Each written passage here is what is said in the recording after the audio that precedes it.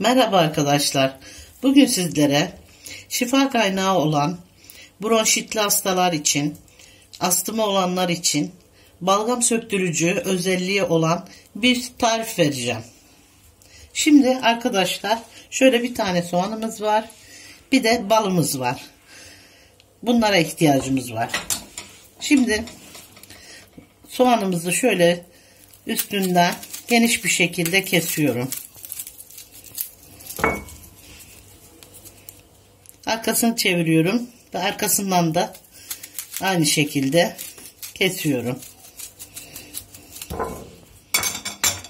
Şimdi dolma oyacağıyla bunu güzel bir şekilde oyacağım.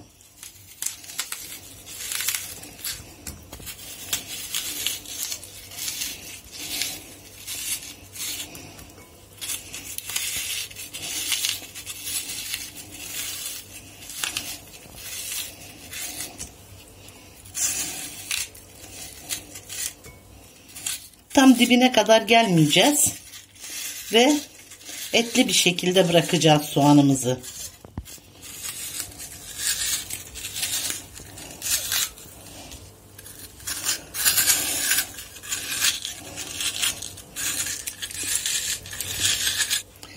Bu şekilde oyduktan sonra elimize bir kürdan alıyoruz. Kürdanla hafif hafif şöyle dokundurarak delikler açıyoruz.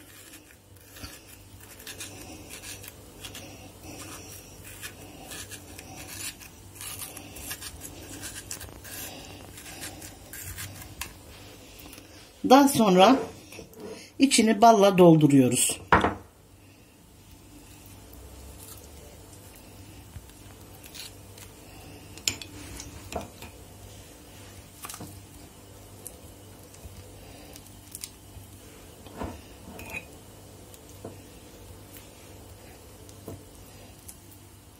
Bu şekilde balla doldurdum.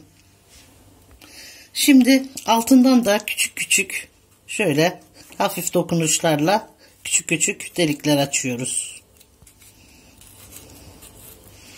Ve soğanımızı şöyle bir bardağın üzerine oturtturuyoruz. Bu sabaha kadar kalıyor. Akşamdan yapıyoruz. Sabaha kadar kalıyor ve alt tarafa bu bal ve soğanın suyunu alarak aşağıya damla damla damlayarak suyunu biriktiriyor. Ondan sonra da her gün sabah aç karnına 2 tatlı kaşığı içiyoruz. Arkadaşlar bu şekilde hazırladım. Bunun balı eksildiği zaman bal da ekleyebilirsiniz üstüne. Çok güzel balgam söktürücü özelliği var. Öksürüğe, astım hastalarına, bronşit hastalarına çok iyi geliyor. Denemenizi tavsiye ederim. Zaten soğan ve bal şifa kaynağı. Hiçbir zararı yok. İhtiyacı olan insanlar yapabilir. Herkese de Allah şifa versin inşallah. Arkadaşlar yarım saat falan geçti. Şimdi balla birlikte soğanın suyu damlamaya başladı dibinde. Şöyle bakın.